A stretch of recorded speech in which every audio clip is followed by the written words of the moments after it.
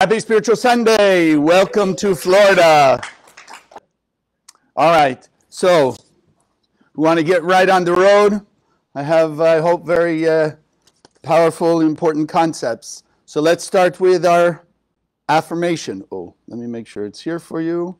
There we go. And remember, let's put in our mind and our heart as we're doing this, that we're reaching out to the heart and soul of every person on earth. So whether they realize it or not, their soul is being awakened and they're having these strange thoughts of being kinder to the person they didn't like, being nicer when they didn't want to be, right? Really transformation. So we say it together and we meditate on just because we are one soul, touching the heart and soul of every person on earth. Together, consciousness is everything. I raise my consciousness today to see the miracles and wonders of life. I commit myself to behave with greater love, compassion, and kindness towards all human beings.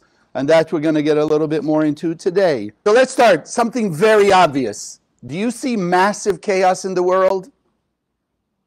Conflict, political upheaval, economic difficulties, all the various... What kind of chaos doesn't exist in the world today?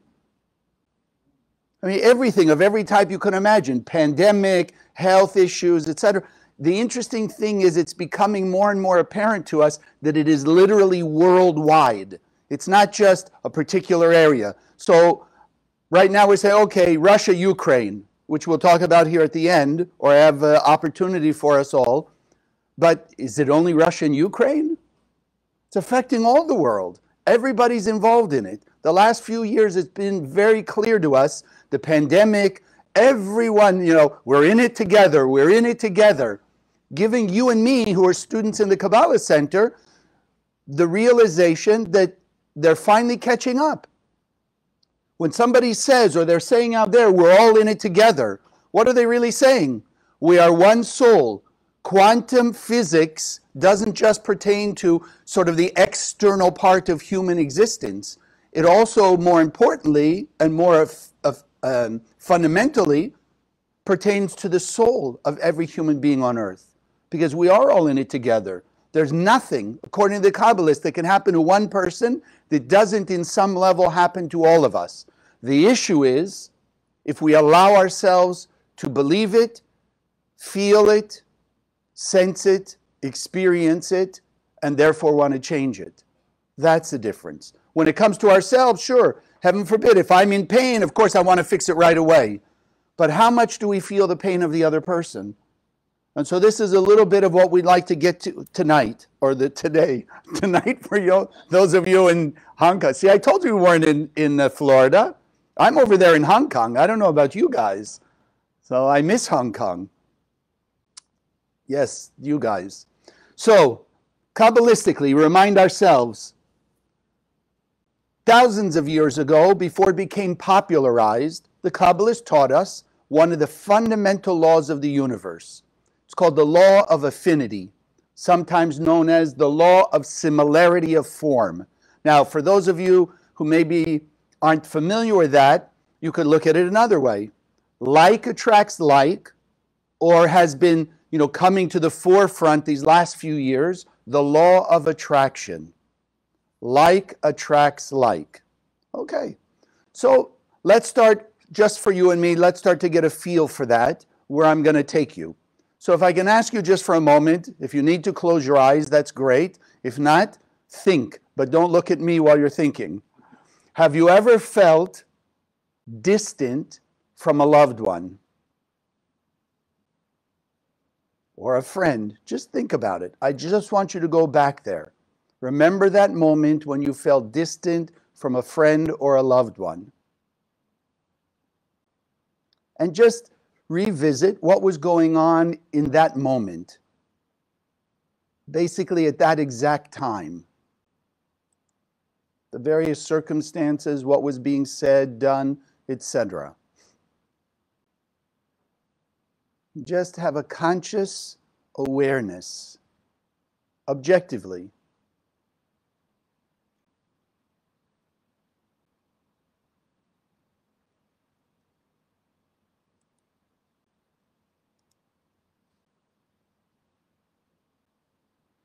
And then think of the other situation where you felt very close, unified with a friend or a loved one.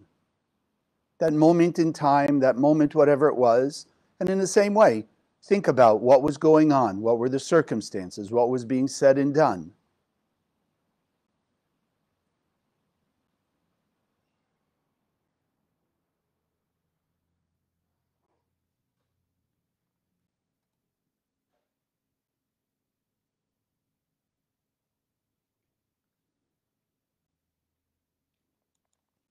Okay.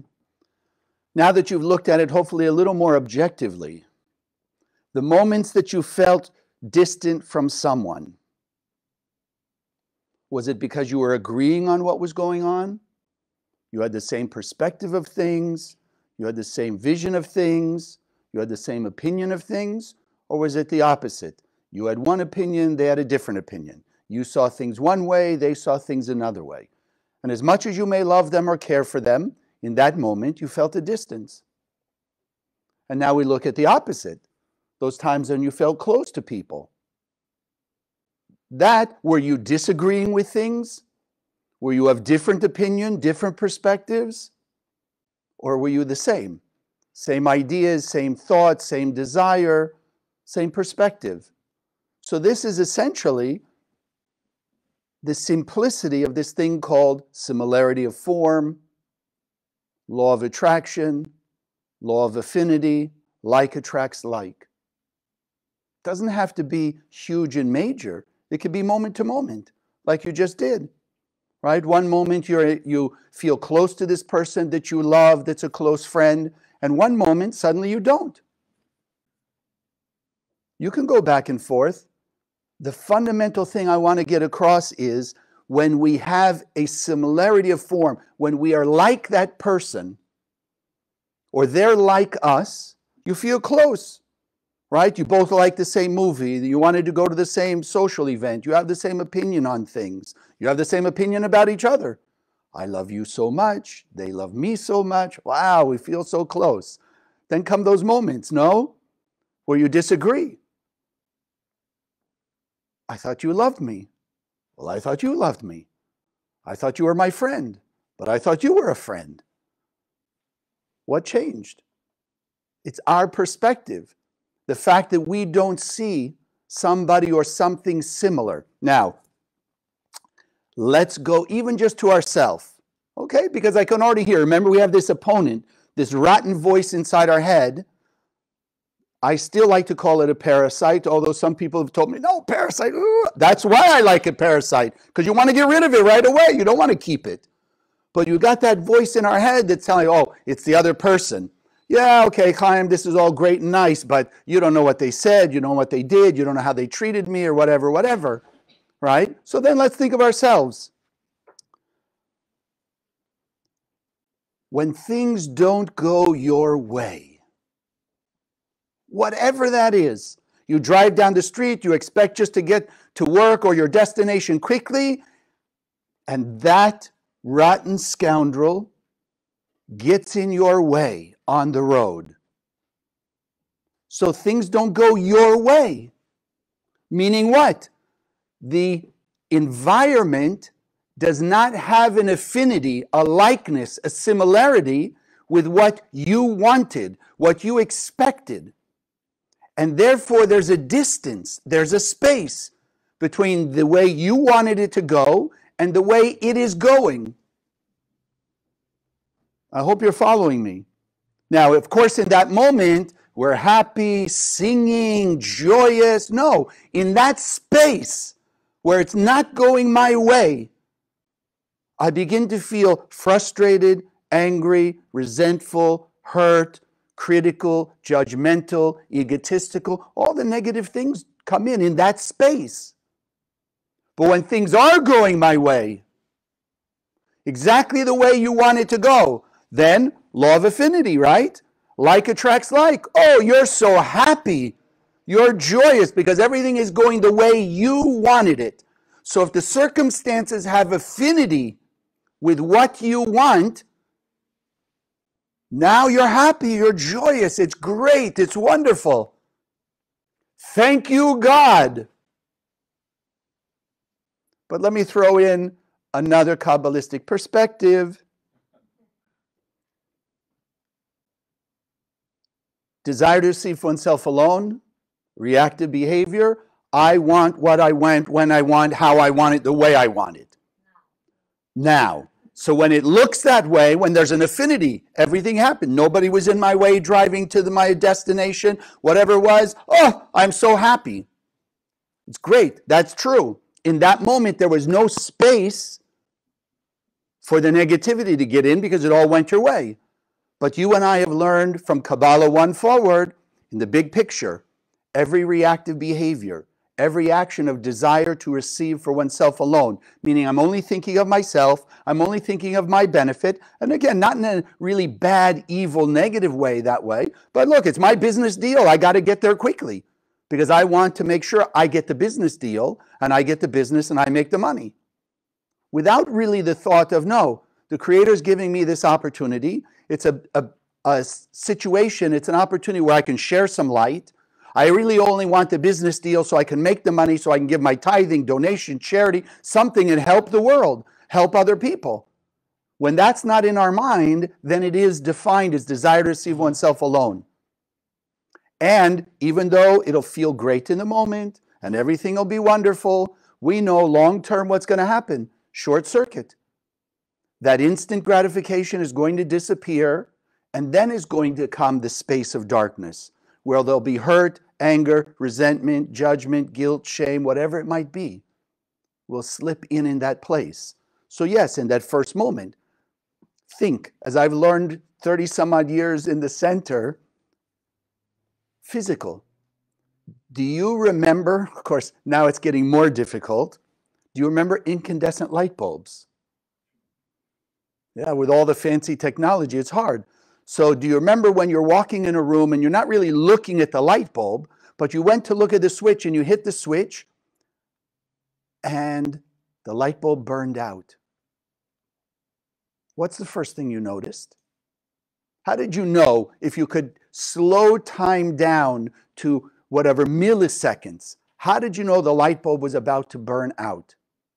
Because for a microsecond, it shined brighter than it ever did. A 100-watt light bulb glows 10,000 watts, 5,000 watts. But for a second, and sometimes you could even hear the pop. So the same thing. Everything went my way, but my way, desire to see oneself alone. Burst of light.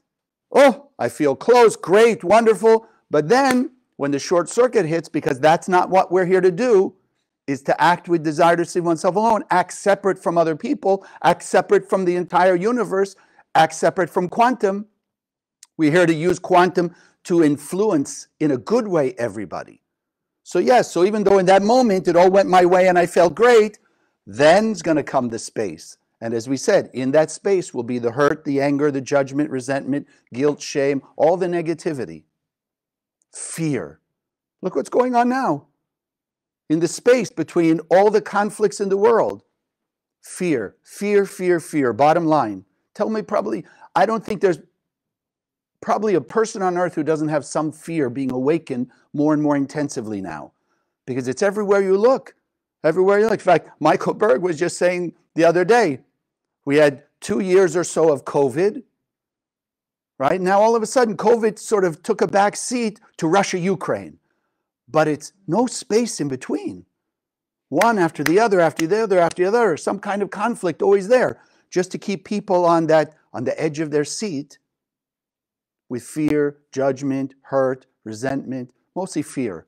What's going to happen to me? What's going to happen to my livelihood? What's going to happen to my environment? What's going to happen to my family, friends, blah, blah, blah, like that. It's going to be on and on. So it's awakening. So there's no relief. So you and I have come to understand, because we learn here in the center, you want to change the world? Then we have to understand how it all started. And this is what we're getting into now. It's all up to humanity. Michael Berg said yesterday, if you were there and you heard him, or as we often say here, once the Big Bang happened, and you and I decided to come out of the endless world, we need to realize the only reason we did, God's job is finished. When God created the soul, the one soul of humanity in the endless world and filled us with light, that's the end of God's job. Filled the universe with endless light. So in this world, is there endless light? Yes. We don't see it, but that doesn't mean it's not filled with endless light. So the Creator's job is finished. Filled the universe, the endless metaphysical world, and this limited physical universe, all filled with endless light. So then whether the light shows up or not, whether it gets revealed as love and kindness and compassion that we affirm every Sunday or not, is not in the hands of the Creator. It's in the hands of every human being. The one you see in the mirror, the one you may see around your house, the one you may see in your community, the ones you watch on television. Every one of us 8 billion human beings on earth are in charge of whether the light gets revealed or not.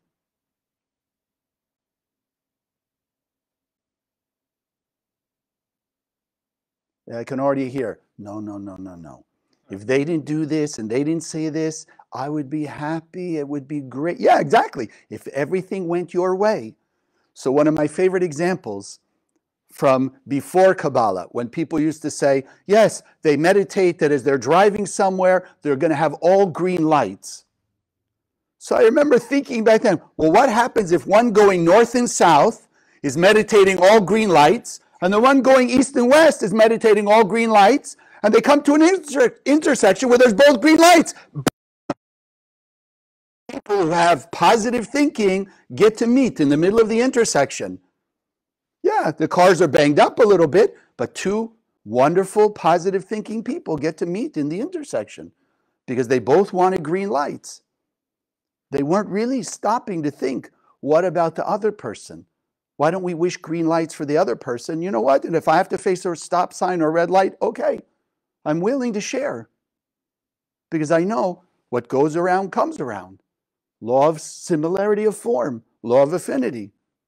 If I put light into the cosmos, then the Creator's light has to bring me back blessings. But we don't think that way. That opponent in our head keeps making us think of me, myself, and I. So go back again. Think about how quickly it can change. We said falling in and out of love. With a person, with a job, with a friend, I don't know, with your clothes. Ooh, should we go there?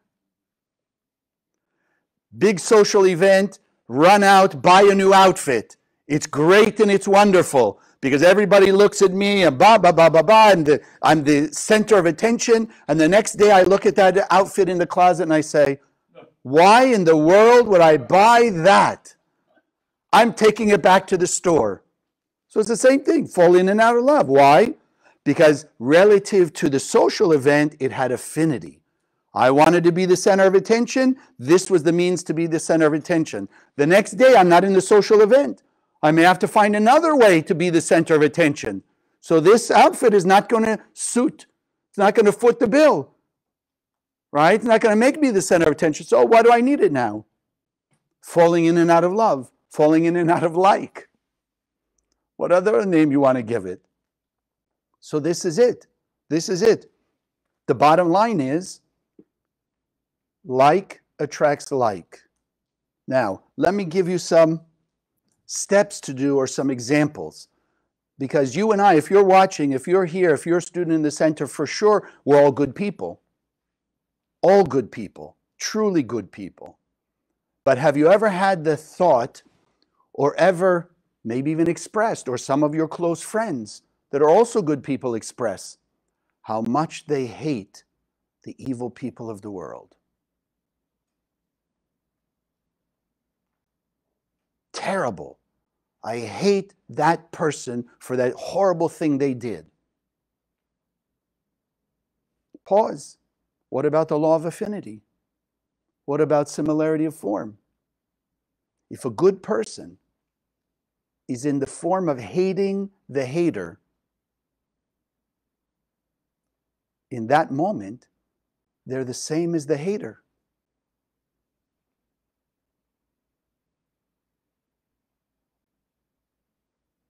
The same. Hatred is hatred. You can't say, well, my hatred is good because they're evil. Because I guarantee you, on their side, what do you think they think about most of the rest of the people? Those are the bad people. Hate is hate. Hate is hate. And if you hold the consciousness, the law of affinity, then by holding hatred towards somebody who did something evil, a hater type person, even you're on two sides of the world, on a spiritual, emotional level, you're handcuffed to them. So you can think, oh, but I'm thousands of miles away. Nope. Nope. What happens to them is happening to you even more, because you have tied yourself together with them. So whichever direction they go, you're going with them, even unbeknownst to you, which will look like what? You'll drive down the street, and that guy, you're in a hurry, remember, to get to your destination, and that person will pull in front of you. Now it just won't be a little bit of frustration. Now, because you hated the hater and have a... Now you start to hate the guy in front of you for pulling in front of you and slowing you down. Not just a little impatience, not just a little, ugh, why'd that happen? No, now it could be hatred. Because why? When a person holds the emotion of hatred, what do you think they're going to feel? Hatred. Hatred. Because like will attract like. Now, what do? And this is difficult, but it's really the only thing we came here to do. To love the hater. Send light and love to the heart and soul of the hateful person. One, most importantly, and first off, what do you now have affinity with? Do you have affinity with their hatred and the hatred of everybody else around the world? No, now you have disaffinity. You are unlike the hateful person. And since like attracts like and draws close, then opposites create a distance. So now in a good way, you've put a distance between you and hatred. Which means then any other hateful person around you, even your friends, maybe were the same way. They hated the evil people. So in their moment of hatred, in their energy radiating hatred, but you're now sending love to hateful people, then when you're around your friend, their negativity of hatred doesn't impact you because you're in a sphere of sending light and love. So there's an emanation of that light that their darkness, even though they're a good person, but in that moment they're hating the hateful person, you're now protected from their hatred. You're now protected from their negativity. You've created a distance. And not only that, but distance from the negativity of other people, of the rest of the 8 billion people on the planet. Is it an easy thing to do? Nope. So then how are you going to do it? You've got to motivate yourself. How are you going to motivate yourself? Think of the reward you get. You know, there's something called collateral damage. Everyone heard of this? Collateral damage? I mean, like going on. There's a bomb hits, right? There's a bomb hits because they're aiming at, one person. But there happens to be some people around them when the bomb hits, whatever, all the what do they call it? The shrapnel from the bomb may get other people. Well, then think about it. When you're thousands of miles away from that hateful person, but you're hating them, you're right there. So you may not be in the physical proximity, but when the effect comes back to them, and you're spiritually tied to them because of your hatred for them, then what happens to them happens to you. Spiritually, collateral damage. And then we wonder, why do these strange things happen to us? We're such good people. We're such nice people. How can this bad thing suddenly occur? I just did something nice. I was just helpful. I was just generous. Well, we got to remember, you and I are in charge. There is a law. It's immutable. You can deny it, disbelieve it, I don't know, poo-poo it, whatever you want to say, but it keeps working. You cannot change that law. Like attracts like. Opposites repel. When you're in a similar form of something, then you're drawn close to it and you experience that energy. When you're in a different form, unalike, then there's a distance from that. And then you could be protected from that. Of course, none of us have ever seen a judgmental person, right? The judgmental, critical person? Of course not. Because if we could say they're judgmental and critical, it probably means that the person you see in the mirror is also judgmental and critical. Like attracts like. So you could again say, oh, they're so critical and it's foolish and it's only egotistical and it's arrogant and blah, blah, blah. Okay, as long as you're saying that, again, like attracts like. So you may have a lesser degree, let's say, of the judgment and the criticism. Energy is energy. It's negative energy. It's still going to affect you. Not because of them. Even they judged you. Doesn't mean you have to be impacted by their judgment. But if you judge them for judging you, again, you've tied yourselves together. You put yourself in that energy field of criticism and judgment. And so no wonder you're feeling it. And no wonder you're impacted by it. You want to be away from that? You want to be separate? What do you have to do? Have compassion for the judgmental person.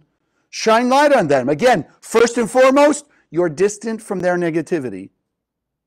You're distant from their negativity because opposites repel. So again, you could be right next to them and spiritually be distant. So then what comes back to them does not affect you in any negative way, even though you're right there. Whereas we said before, you could be across the world. But hating the hater, spiritually they're glued together, and whatever happens to the hater is going to happen to the one who hates the hater. So don't look at anyone outside you and say, well, it's all their fault why you believe this or that, or you're feeling this or that, or experiencing this and that. Look in the mirror. It's only in the mirror. Only in the mirror. So the more compassion we will have, the more light we will send. The second part, I'm not sure I mentioned it about the hater part.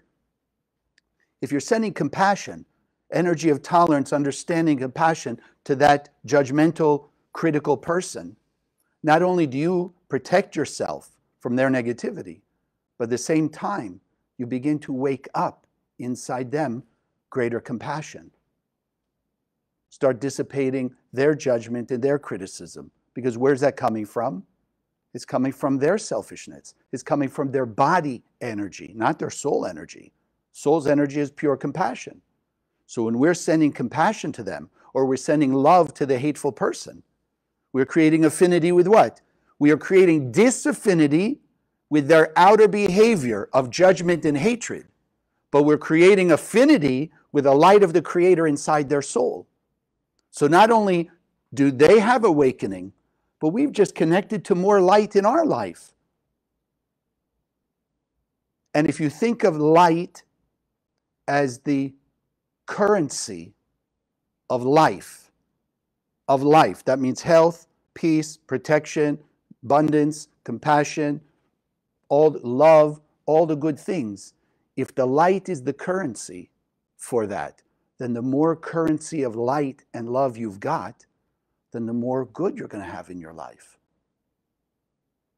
So you start sending light, compassion, light of love, light of generosity, light of kindness, light of forgiveness and tolerance. You're reaching to the light in the souls of all those people, and therefore you're adding more light to your spiritual account, and therefore more good in your life. That's the way it works, my friends. So you want to get rid of all the chaos in the world? Act like the light. Create affinity. Because remember, the infinite light of the Creator is here. And so the more we're acting like the light, then the closer we are, the more affinity you have with the source of infinite light, which is the Creator, the endless world. And that's our goal. It's the only reason we left the endless world, was to come here. Be like the Creator. Shine light 24/7. Shine light unconditionally. This is why the Kabbalists have been teaching us for thousands of years. And the great Baal Shem Tov, of the 1700s, he made it very simple. He says, the world is our mirror. The world is our mirror. Yeah, I know, I can already hear it. Yeah. It's a mirror of them, because you see them, they're hateful people and all this stuff. Yeah, but not me. I'm a nice person. Yes, again, we are nice people, but can any of us say we're now perfectly shining all of the light the Creator gave us? No. How do we know? Because we already admitted there's times I felt distant from people, which means some way I judged them or was hurt or resentful towards them. They didn't do what I want, etc. Well, there's the lack of revealing my perfection. If I hate the hater, that's also a lack of pure light behavior. If I have no compassion for somebody, not pure light behavior. So we all have parts yet to reveal our potential. So we still will benefit from looking at the world as our mirror, because then I can assess myself. I'm not here to assess you. You ask me for an opinion, you ask me for help and support as a Kabbalah teacher, I'm happy to share that with you.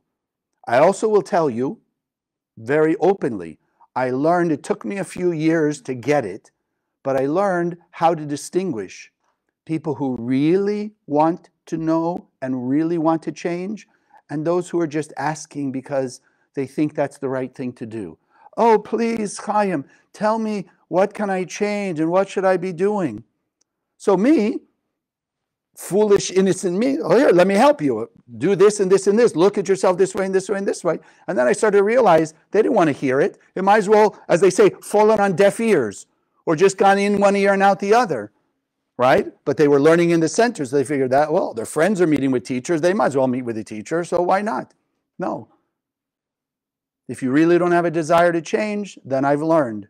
Thank you. I send you light, but I'm not going to bother with it.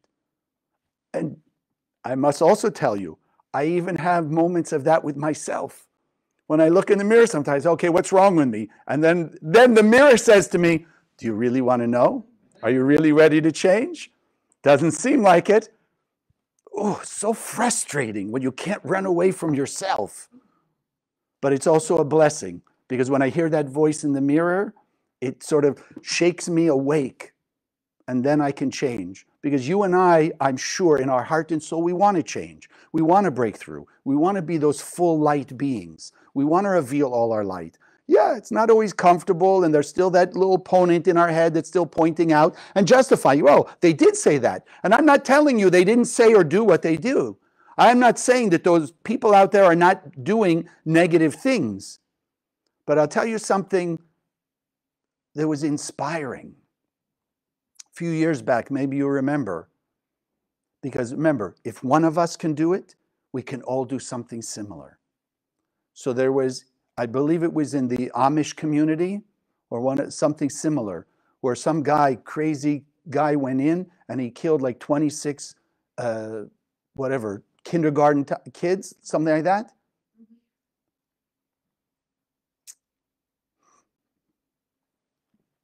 When they took him to court, each one of those families was able to look at him in the face and say, we forgive you.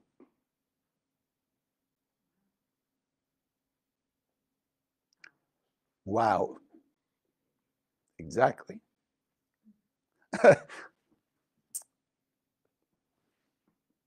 I would like to say I could do the same thing, but I don't know. I don't know. But it inspires me. Something to aspire to reach that. This is what we're understanding. So more and more, step by step. Hopefully none of us will have that kind of situation that we'll have to apply it. But you know what? Prevention is better than cure. So if we start working on it, training ourselves starting today, find that person that you were judging, or find the place where you're feeling a little bit of greed or ego or whatever it may be, and start sharing light in its place. Just training yourself so that, heaven forbid, whatever might come your way, you'll be able in that moment to beat your opponent. You won't just listen to the voice in your head. Yeah, hate the hateful person. Judge the judgmental person, right? Show your ego to the egotistical person. Show your greed to the greedy person. Isn't it funny when people point at you and say, oh, you're only about the money, only about the money, only about the money. Really? Why are you saying that if you're not about the money? Oh, you want to keep all the money for yourself, so you don't want to be charitable? Okay, fine. But don't point the finger at somebody else and say, well, they're only after the money.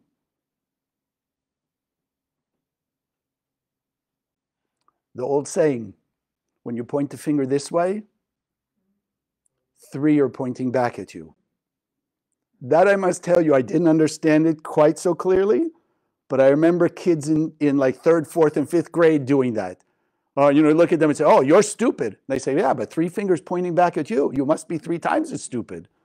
Of course, all that creates is a little conflict, a little fight, right? Now you're going to start fighting over who's more stupid. And we're both being stupid, right? Because all we're doing is enmeshing ourselves and immersing ourselves in this light of conflict, the energy of conflict. And as we grew up, isn't it funny? That's why they say we're not really adults. We're just children in bigger bodies. Sometimes we are that way. Sometimes we are that way. So the Baal Shem Tov, I said, it's a mirror. Start assessing yourself. Start finding ways and means. Because every religion on earth, every spiritual teaching, what's the ultimate teaching? The ultimate goal. Love your neighbor as yourself. Meaning what? To be able to look at that person and realize in some way, shape, or form, they are a mirror of you. So if you want to look brighter in your mirror, you want more blessings in your mirror of your life, then start shining light. And again, when you love somebody, you're sending light to their soul to create affinity, likeness, closeness to the light in their soul. Doesn't mean you have to be a doormat and hang out with them, do whatever they want, be around them. No, you can keep them out of your life physically, but spiritually, you have to draw closer to the light in their soul. That's the ultimate.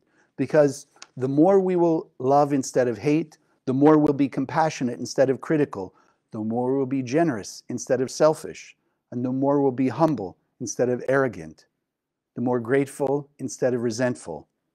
Then the more we act like the light, the closer we are to the infinite light of the Creator, which is the currency of every facet of our life.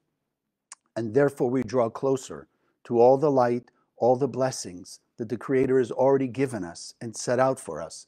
We came down into this world just to reveal it into our life and to inspire others to do the same thing. So may it be a new start to a new level for each of us today, to find ways and means, yes, to pause, listen for the voice of that opponent that's giving us all the rationalization and justification for misbehaving, meaning to not act like the light. And let's answer him with one thing. You've been around too long. The darkness has controlled the world too much. And right now, I am taking responsibility to put more light into the world and remove the darkness, not only for me, but if I shine that light into the world, I'm removing your darkness also, and all 8 billion parts of me. I'm taking away darkness from their eyes also. God bless.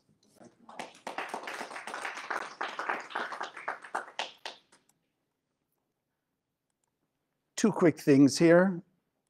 One, we're going to do our meditation we've been doing the last few weeks, but we're also going to bless our offering. And I would like to ask of you and share with you, if you haven't seen it yet on Kabbalah.com or heard from one of the teachers, the center is internationally making effort to change the energy of the Poland-Ukraine conflict. So we have, and again, could we do this? We have students in Russia, in Ukraine, in Poland, Hungary, some of the areas around, who have not only been willing, but are going out to the borders of the Ukraine, Russia, to hand out Zohar, to give it to the Russian and the Ukraine embassies in various countries, etc. We want to print as fast as possible. I believe it's between 20 and 40,000 of these pocket Zohars and transport them there, because we know the more light, the more Zohar there is, the faster we take away the darkness. You take away the darkness, then Poland, Ukraine, or the Russia, Ukraine, see themselves as reflections of each other. And then they start to fix themselves instead of take it out on the others. So I would like to ask you, all of you who are here physically and all of you who are following us online, when you go online to make your donation for Spiritual Sunday, there's a little place you can put it in memory of or dedication of. Put for the Russian-Ukraine project. But if I can ask you to just open up your heart and technically your pocketbooks, give more than you were about to give, just to help. Because the more we'll put light out there, we can keep, again, the physical negativity distant, but the love and the light of all those people, we can bring that close, and therefore bring closer, not only to us, but to the world itself, heaven on earth, which is our ultimate goal. When we love our neighbor as ourselves, that is the essence of heaven on earth. So, they're all Russians. I mean, that's the thing, that they're all Russians. Well, how many times do we know siblings who fight over inheritance or about other things? Just because we're the same family or whatever, that's what you and I learn. We're all team humanity. But the issue, like any sports team, you have them, they're in the World Series or they're in the Super Bowl, etc. Could there not possibly be fighting between the players? Yes. Why? Because again, the opponent gets their desire to see oneself alone, their own, what they want their way. Okay, you and I are learning how to join with the heart and soul, which is the ultimate team of humanity, the divinity in each of us. So those of you with us, just let's do our meditation or our blessing on the offering, because money is a vessel. So the light we put in it and the energy we put in it is what it's going to go out through these projects to reach the hearts and souls of all the people in that area and then shine out to literally everyone on earth. So just holding your offering if you're here, and meditate with us if you're online, just injecting one gratitude. Gratitude to the Creator for all that we are capable to do and be. And also grateful that we've been able to find this wisdom, to find this place that's reaching out to 8 billion people constantly in heart and soul.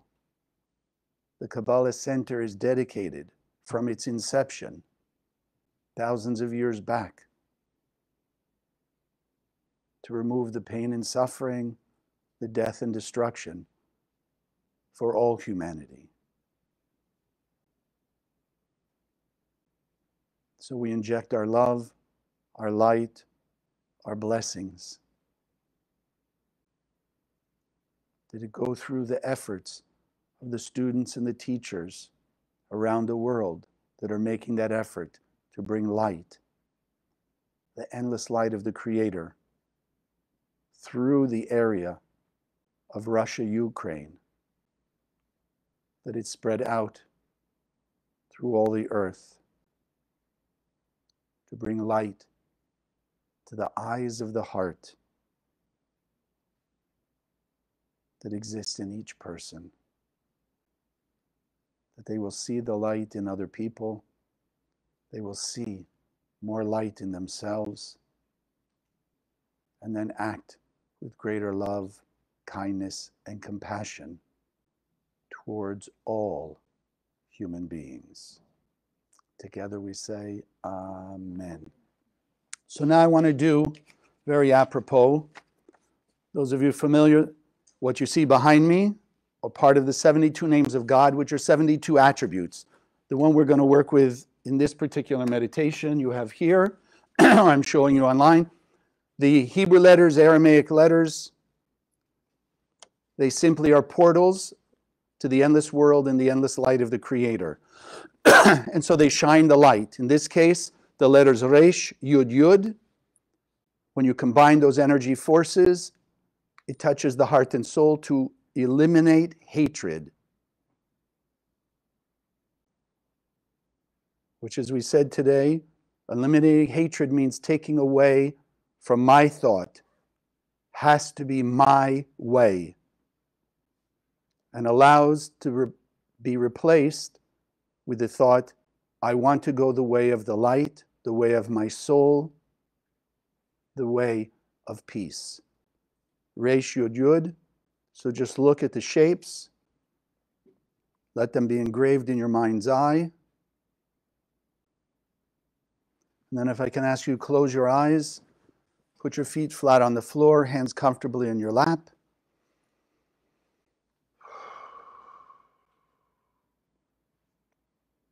Taking a few deep breaths, breathing in through the nose. Hold the breath for a moment. Exhale through the mouth. In through the nose. Hold that breath of life for a moment and exhale through the mouth. By creating this circulation of the light, which contains the breath that contains light, life force, and letting it flow from head to toe, then allowing, as you exhale, the removal of all the blockages, more and more of the negative thoughts, words, and actions that we may have done, and removing more and more aspects of that opponent, that negative thought that's been implanted in our heads, getting rid of it piece by piece.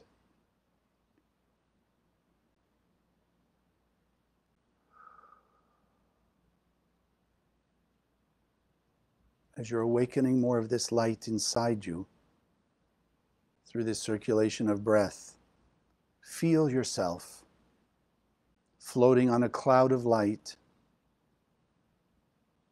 surrounded in this beautiful, infinite white light of the Creator.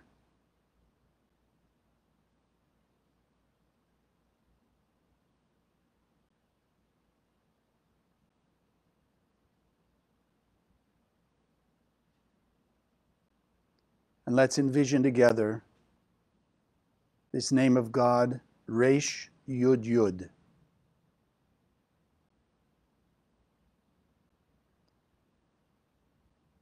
That channels the light directly into our heart and soul for not just the removal of hatred, but the awakening of a higher, more intense and powerful level of the light of love.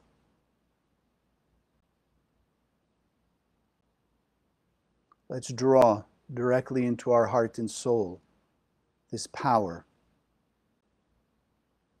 these nano light particles of Resh Yud Yud.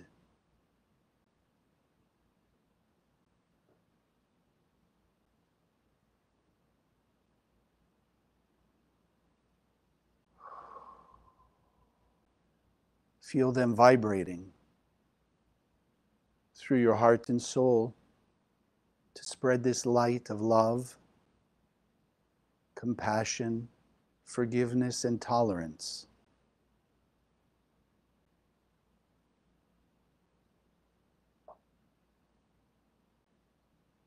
That we awaken this light of love as healing energy for all that ails us, and shining it out to the world to heal all that ails every person on earth, which has been the impetus for their reactive negative behaviors. Healing it. Resh Yud Yud, eliminating the hatred, the animosity and discord with the light that's shining brighter, the light that the Creator implanted in each of us, shining more intensively outward, more powerfully to the heart and soul of each person on earth, that more rapidly awakening unconditional love.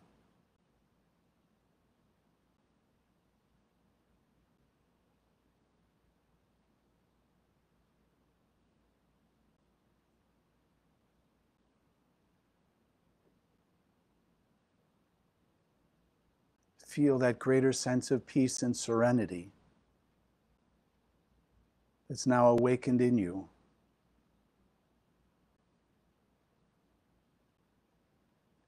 And then again in your mind's eye, look around as you're floating on that cloud of love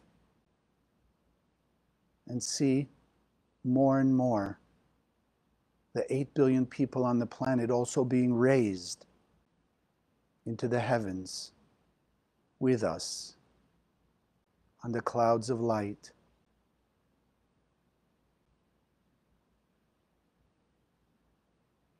All of us joining hands in oneness and unity as we maintain the focus of shining light, creating affinity, closeness to the light of the Creator in each person.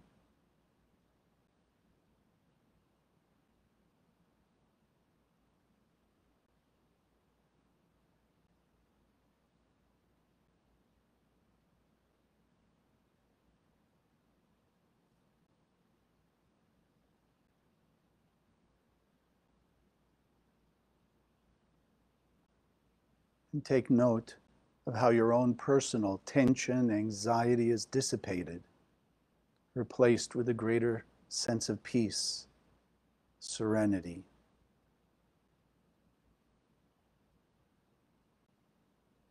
And then look on the faces of those 8 billion parts of you and see the smiles coming to their face. Feel the greater peace and serenity inside them also.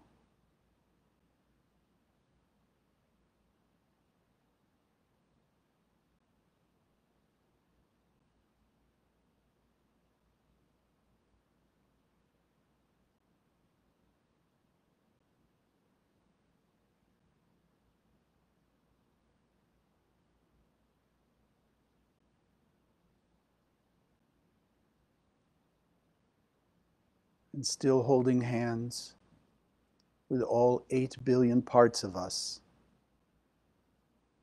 let's slowly allow ourselves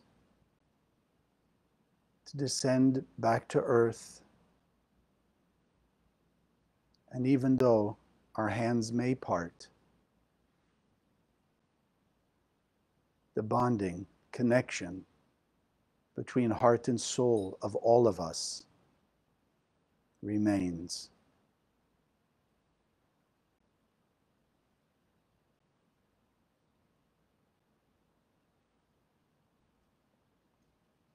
And commit yourself to remember and to take greater actions of unconditional sharing. Committing ourselves to be stronger, more pure channels of light.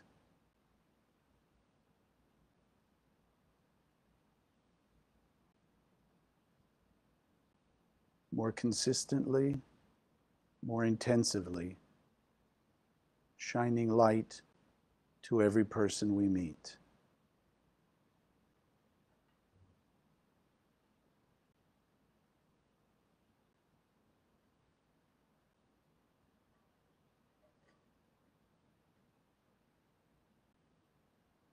Envisioning together in oneness the clouds of darkness that have covered the earth,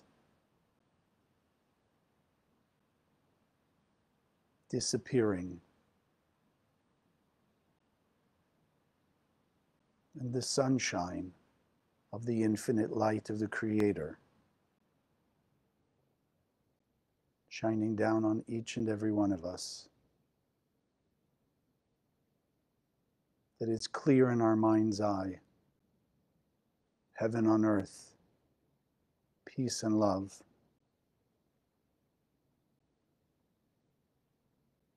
for all of us and forever.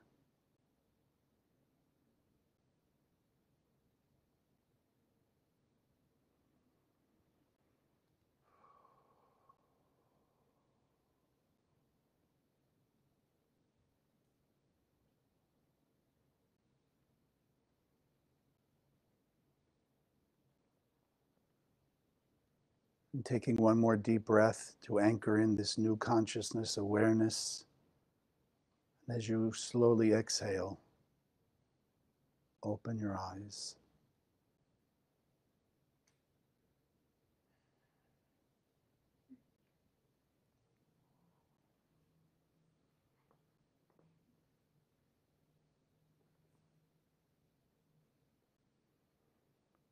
Thank you all, those of you online. Thank you for joining us. Have an amazing week. Please write, share with me your process, your questions, your miracles, transformation, and wish you a tremendous week. God bless. Thank you for joining us. If you liked what you saw, subscribe to this channel that you'll be notified when we post new videos. Share the video with your friends, they can also benefit.